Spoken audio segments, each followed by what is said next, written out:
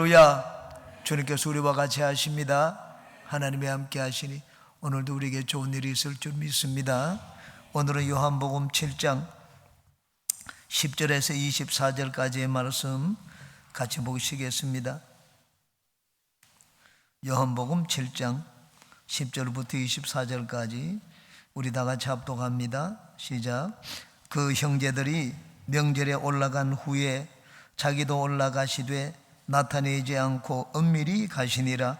명절 중에 유대인들이 예수를 찾으면서 그가 어디 있느냐 하고 예수께 대하여 무리 중에서 수군 그림이 많아 어떤 사람은 좋은 사람이라 하며 어떤 사람은 아니라 무리를 미혹한다 하나, 그러나 유대인들을 두려워함으로 드러나게 그에 대하여 말하는 자가 없더라.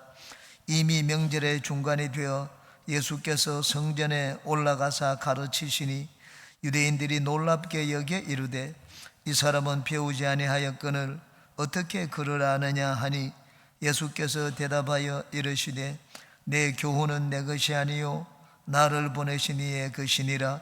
사람이 하나님의 뜻을 행하려 하면 이 교훈이 하나님께로부터 왔는지 내가 스스로 말함인지 알리라. 스스로 말하는 자는 자기 영광만 구하되 보내신 이의 영광을 구하는 자는 참되니 그 속에 불의가 없느니라. 모세가 너희에게 율법을 주지 아니하였느냐? 너희 중에 율법을 지키는 자가 없도다. 너희가 어찌하여 나를 죽이려 하느냐? 무리가 대답하되 당신은 귀신이 들렸도다. 누가 당신을 죽이려 하나이까? 예수께서 대답하여 이르시되 내가 한 가지 일을 행하며 너희가 다 이로 말미암아 이상히 여기는도다. 모세가 너희에게 할례를 행했으니 그러나 할례는 모세에게서 난 것이 아니요 조상들에게서 난 것이라. 그러므로 너희가 안식일에도 사람에게 할례를 행하느니라. 모세의 율법을 범하지 아니하려고 사람이 안식일에도 할례를 받는 일이 있거든 내가 안식일에 사람의 전신을 건전하게 한 것으로 너희가 내게 노여워하느냐? 외모로 판단하지 말고 공의롭게 판단하라 하시니라. 아멘. 오늘은 초막절에서의 예수님의 사역에 대해서 같이 살펴보고 은혜를 나누겠습니다. 유대인들은 1년에 3차례 예루살렘 성전에 나아갑니다. 그런데 초막절에 예수님이 성전에 올라가셔서 가르친 사역을 기록해 놓은 것은 이 요한복음밖에 없습니다. 이 말씀의 앞에 있는 내용이 예수님이 이 배척을 받으신 내용입니다. 오병이의 기적을 해오고 난 다음에 내 살을 먹고 내 피를 마시는 자야 나하고 상관이 있고 영생을 가진 자다, 그 말씀을 하니까 이 말씀을 받아들이기가 너무 어려웠습니다. 그래서 예수님이 12 제자들 외에는 다 예수님을 떠났습니다. 예수님의 이 형제들도 예수님의 그 말씀을 받아들이기 어려웠습니다. 형제들도 예수님을 불신했습니다. 예루살렘으로 올라갔습니다. 예루살렘에 있는 사람들은 예수님을 받아들였습니까? 예루살렘에 있는 자들도 예수님을 받아들이지 않았습니다. 이 배경은 사람들이 예수님을 받아들이지 않고 예수님을 배척했다는 내용입니다. 그런데도 예수님은 묵묵히 당신의 사역을 행하셨습니다. 가까운 사람이 자기를 알아주지 않고, 그리고 많이 한때는 좋다고 하면서 예수님을 따르는 자들이 예수님을 오해하고 예수님 곁을 떠났습니다. 그렇다고 해서 예수님을 실망하지 않았습니다. 예수님은 사람의 칭찬이나 사람의 인정에 연연하지 않았습니다. 하나님이 당신에게 일을 맡겼기 때문에 항상 하나님께 충성하는 마음으로 아주 열심히 성실하게 일을 하셨습니다. 예수님의 이런 태도를 배우는 우리가 되시기를 바랍니다. 이제 한 절씩 살펴보고 오늘을 나누겠습니다. 10절입니다. 그 형제들이 명절에 올라간 후에 자기도 올라가시되 나타내지 않고 은밀히 가시니라. 왜 예수님이 형제들과 함께 가족들과 함께 예루살렘에 올라가지 않았습니까? 바로 앞에 보니 형제들도 예수님을 믿지 않았습니다. 예수님이 그 형제들과 함께 올라가겠습니까? 야, 우리는 가족이기 때문에 같이 가자. 예수님이 그렇게 하시지 않았습니다. 유유상종이란 말이 있습니다. 끼리끼리 모인다는 말이 있습니다. 예수님은 믿는 자들과 함께 하셨지 믿지 않는 자들 같이 데리고 다니지 않았습니다. 우리 세상에서는 자기하고 가까우면 전부 다 막 가까이 다니고 일자리를 맡기고 합니다. 얼마 전에 인터넷에서 이탈리아가 어떻게 망했는지 보았습니다. 몇십 년 전만 해도 이탈리아는 우리나라보다 5배나 잘 사는 나라였습니다. 지금도 그 국고에 금이 가득 차 있는 나라입니다. 현금이 많습니다. 부유한 나라입니다. 그런데 지금 몰락해 가고 있다는 이야기를 들었습니다. 이탈리아가 어떻게 그렇게 강한 나라에서 세계 8위 경제대국에서 지금 몰락해 가고 있느냐, 설명을 해놓은 걸 봤습니다. 우리나라도 그 뒤를 따라가고 있다는 말을 들었습니다. 모든 것이 이 정실주의입니다. 인정에 의해서 나하고 가까운 사람에게는 자리를 맡깁니다. 정당이 있는데 정당이 정치를 이게 정권을 잡으면 전부 다 연정을 하기 때문에 우리 전부 다 연정을 해서 정권을 얻었기 때문에 각 당이 하나씩 맡습니다. 언론을 하나씩 맡깁니다. 언론에 많은 TV가 있습니다. 우리나라에도 뭐 MBC, KBS, TBC, TV 언론들이 많습니다. 그런데 정당이 한 언론을 줍니다. 그러면 정당에서는 그 언론의 모든 사장과 그 일하는 중요한 직책에 있는 사람들을 전부 다 자기 사람으로 바꿉니다. 그냥 정당에 있는 사람이 아닙니다. 내 가족들을, 내 친척, 그런 사람으로 그 정당에 쳐옵니다. 그 언론사에 쳐옵니다. 그 언론이 전부 다 그 사람 것이 됩니다. 회사는 어떤가? 국가기관의 기관장을 이전에는 전부 다 실력으로 뽑았습니다. 그 안에서 능력이 있는 사람이 기관장이 되었습니다. 그런데 언제부터인가 능력 있는 사람이 아니라 위에서 낙하산 인사를 하기 시작을 했습니다. 정당이 권력을 잡으면 낙하산 인사를 하니까 거기 낙하산 인사를 통해서 들어온 사람들은 이제 전부 다 자기 사람을 그 밑에 앉힙니다. 전부 자기 가족들입니다. 자기 자식들을 앉히고 이렇게 하니까는 진짜 대학교 나와가지고 능력 있는 이 젊은 청년들이 어떻게 하는가?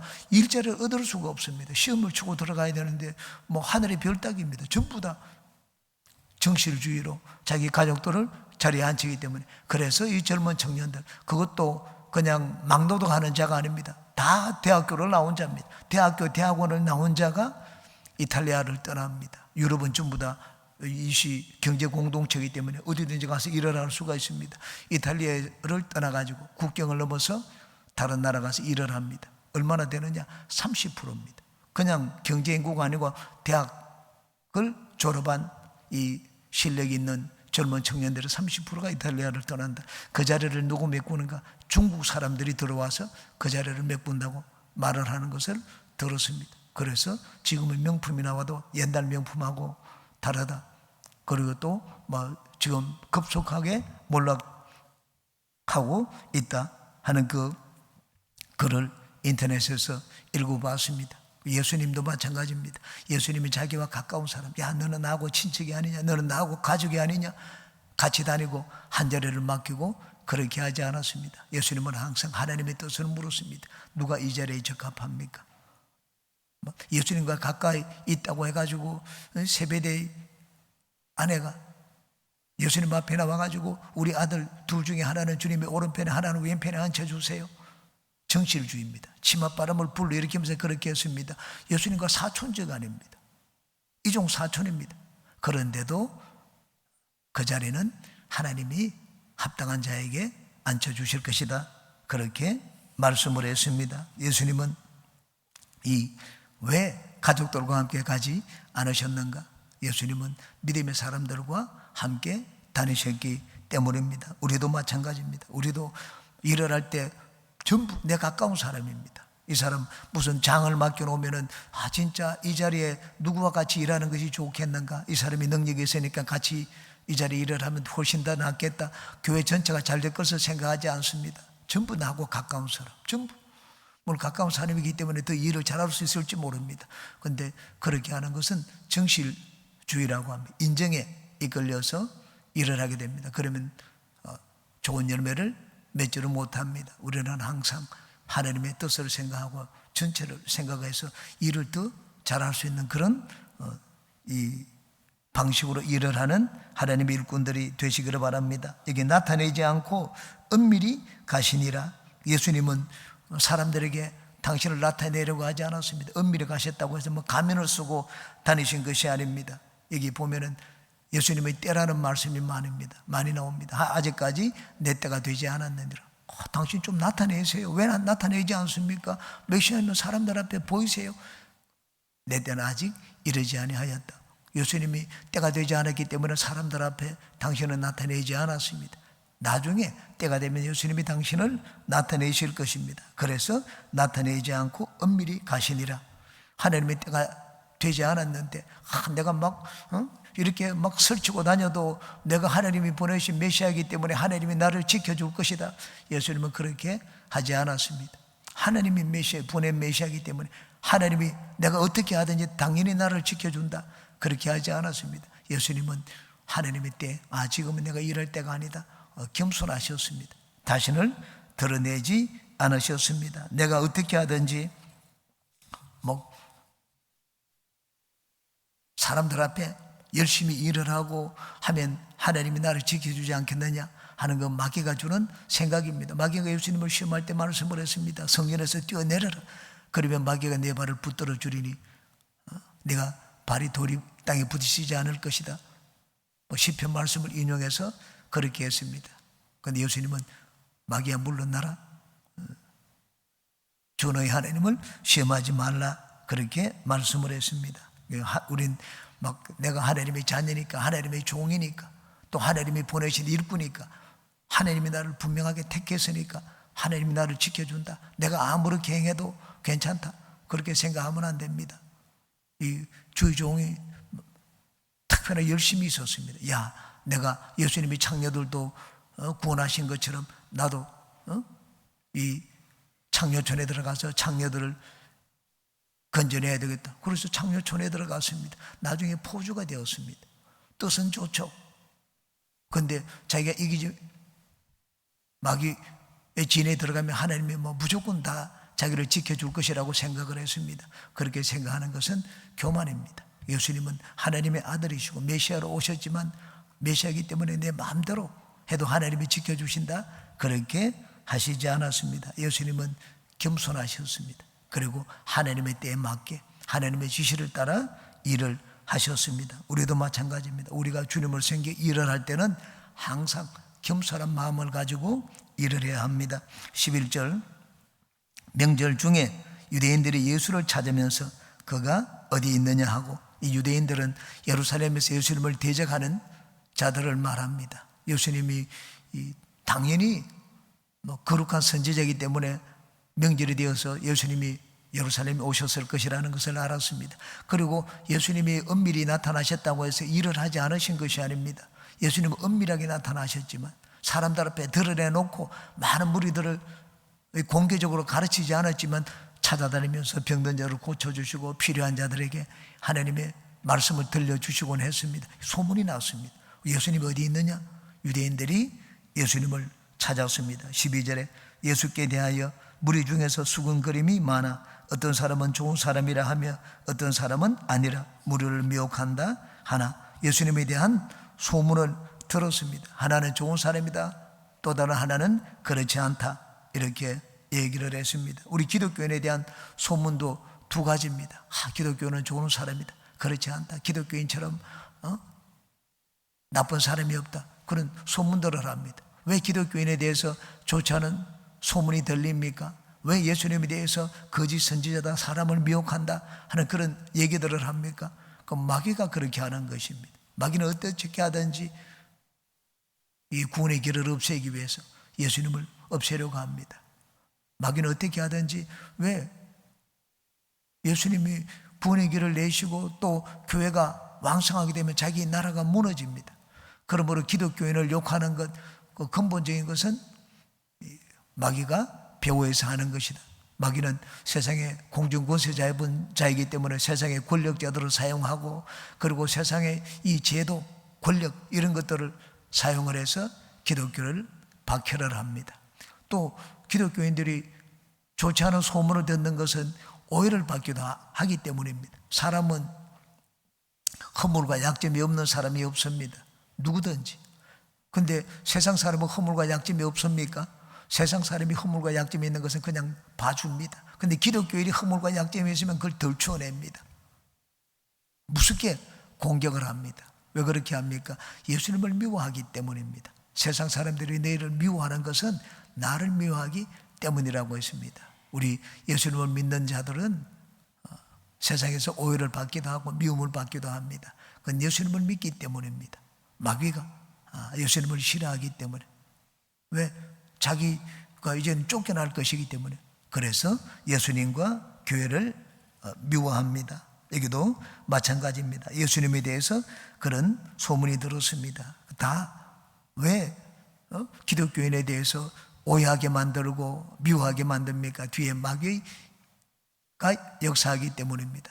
그러므로 우리가 그것을 알면 사람에 대해서 너무 원망하고 사람에 대해서 그냥 미워하는 마음을 가지면 안 됩니다. 저 사람이 왜 나한테 이렇게 하는가? 그 뒤에 배후에서 마귀가 그렇게 합니다. 그러므로 우리가 세상에서 오해를 받고 미움을 받을 때는 마귀를 내쫓아야 됩니다. 자꾸 기도해서 하나님의 복음과 하나님을 방해하는 마귀의 세력을 내어쫓는 우리 모두가 되시기를 바랍니다.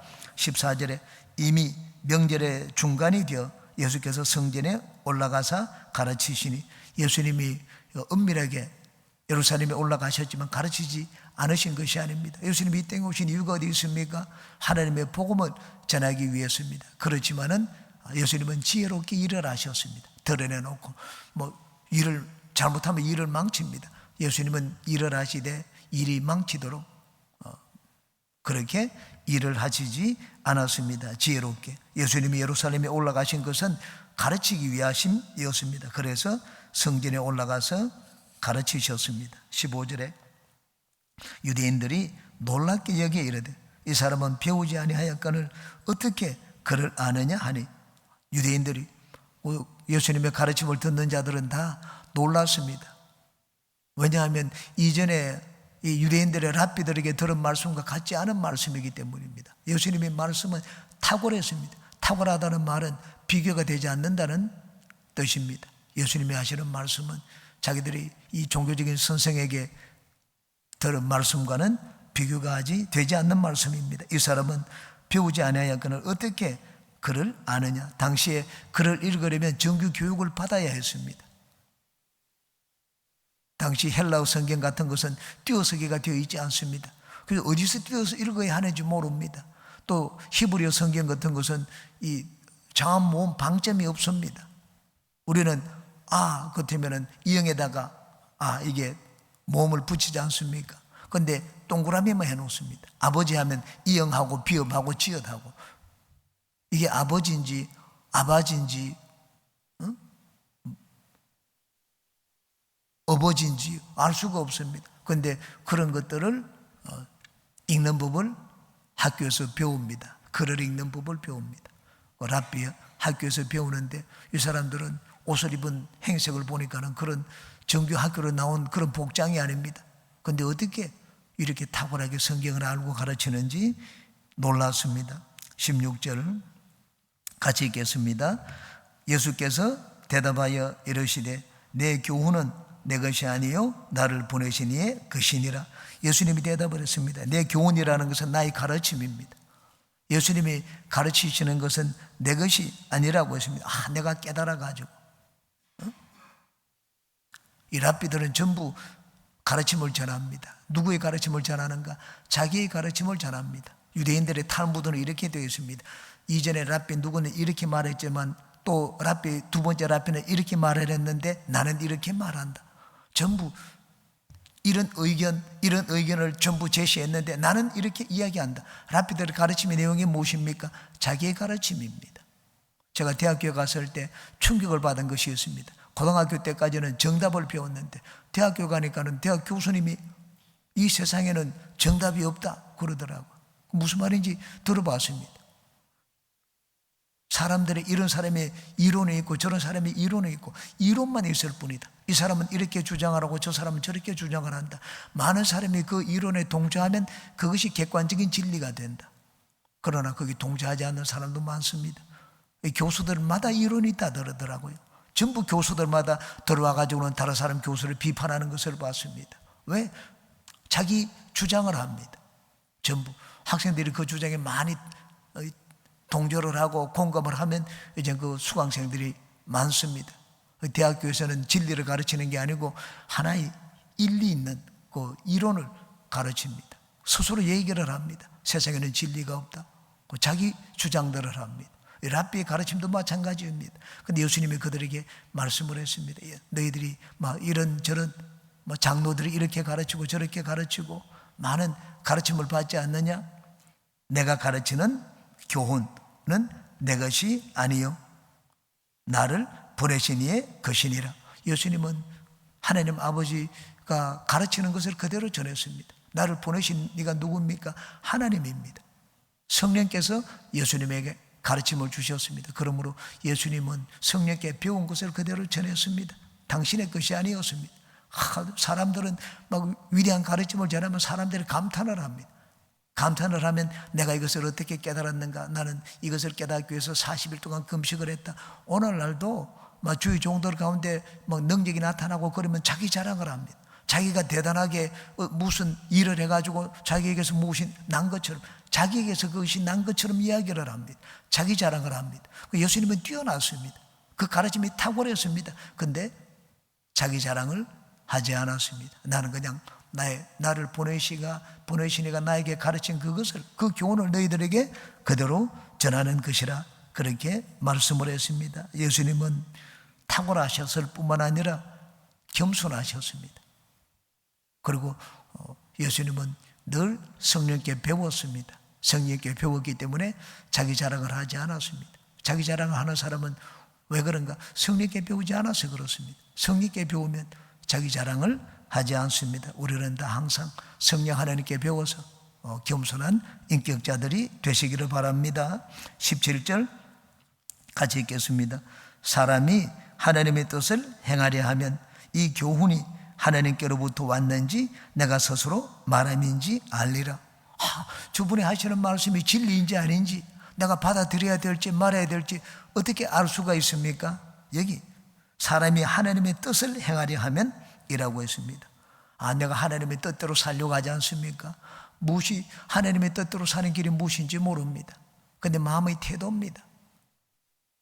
내가 올바른 태도를 가지게 되면 하나님이 그를 올바른 길로 인도하신다는 말입니다.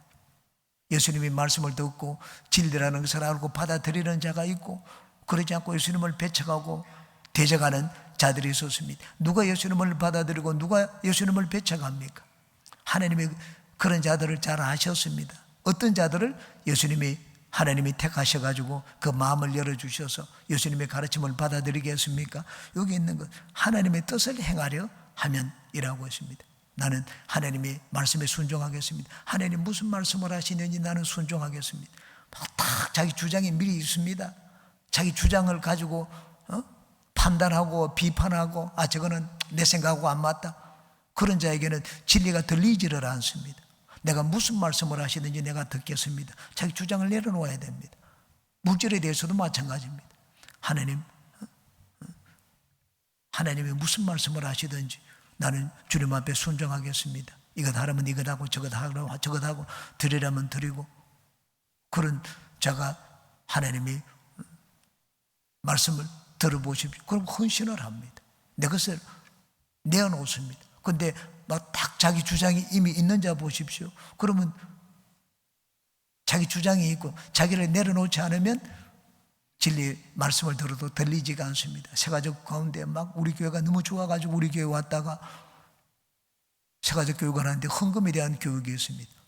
헌금에 대한 교육을 받고 난 다음에 나오지 않더라고요. 왜 나오지 않는지 우리 교육자에게 좀 알아보라고 얘기를 했습니다. 그랬더니만은 우리 교회 나오면 돈이 많이 들 것 같아서 나오지 않는다. 헌금에 대해서 얘기를 하니까 자기는 이미 생각을 가지고 있었습니다. 교회에서 헌금을 얘기하는 교회는 그건 진짜 교회가 아니다. 자기가 자기 생각을 가지고 나옵니다. 하나님이 무슨 말씀을 하든지 내가 듣겠습니다.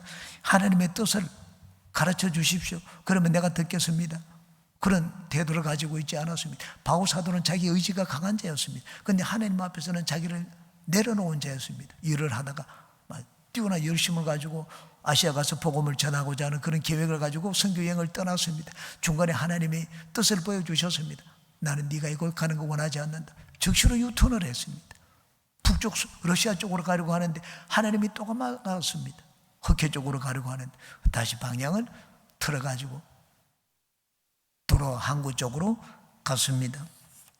우리가 하나님 말씀을 받아들이기 위해서는 항상 하나님 말씀을 들을 때 하나님 주님의 뜻을 알기를 원합니다. 오늘도 말씀을 통하여 하나님의 뜻을 보여주시옵소서. 내가 듣겠습니다. 순종하겠습니다. 그런 마음의 자세를 가져야 됩니다. 하나님 앞에서는 섰을 땐 자를 내려놓아야 됩니다. 내 주장을 가지고 내 경험, 판단 이런 걸 가지고 나가면 안 됩니다. 그러면 말씀을 받아들일 수가 없습니다. 이 교훈이 하나님께로부터 왔는지 내가 스스로 말함인지 알리라고 했습니다. 그러므로 내가 하나님 말씀을 진짜 올바로 깨닫느냐 깨닫지 못하느냐 하는 것은 나의 듣는 태도에 달려 있습니다. 하나님 말씀을 받아들이는 자의 자세. 그러므로 여러분은 항상 하나님 말씀 앞에 섰을 때 겸손한 마음을 가지시기 바랍니다. 자아를 내려놓으시기 바랍니다.